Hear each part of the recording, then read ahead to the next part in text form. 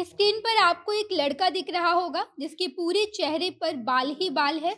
लड़के का पूरा शरीर सफेद बालों से ढका हुआ है जो देखने में बेहद भयानक लगता है।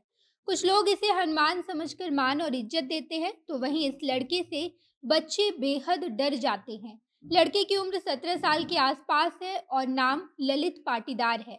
ललित मुख्य रूप से मध्य प्रदेश का रहने वाला है और वो जन्म से ही इस बीमारी से ग्रसित है। जब उसने जन्म लिया था उस वक्त से ही उसके चेहरे पर बाल होने लगे थे और अब ये बाल इतने भयानक तरह से बढ़ रहे हैं कि हर कोई ललित को रामायण का जामवंत कहता है।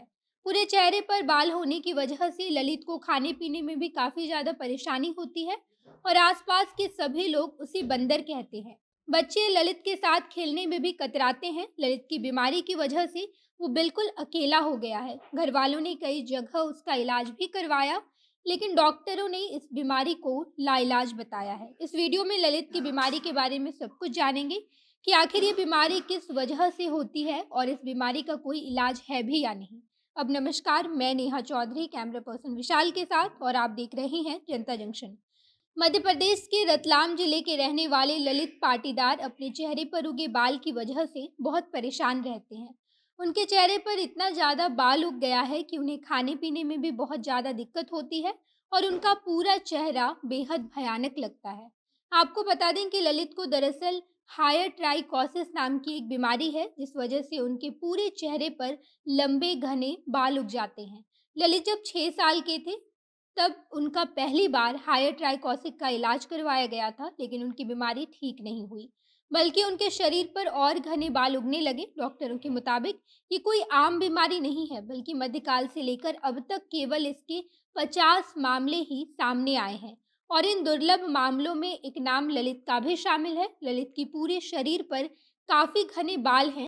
इस वजह से ललित के आसपास के लोग उसे मंकी बॉय बुलाते हैं। ललित के पिता ने बताया कि जब ललित का जन्म हुआ था उस समय से ही उसके शरीर पर बाल उगने लगे थे, लेकिन उस वक्त डॉक्टरों ने शेविंग करके ललित के शरीर से बाल हटाए थे, जिसके बाद 6 साल तक हमें इस बात का कुछ पता नहीं चल पाया कि ललित के शरीर पर फिर से बाल उगने लगे हैं। फिर एक दिन ललित ने ये महसूस किया कि उसके पूरे शरीर पर काफ़ी ज़्यादा बाल उग गए हैं। ललित का जन्म 2005 में रतलाम गांव में हुआ था और जन्म के बाद से ही कुछ लोग ललित को बाल हनुमान मानकर उसकी पूजा करते थे।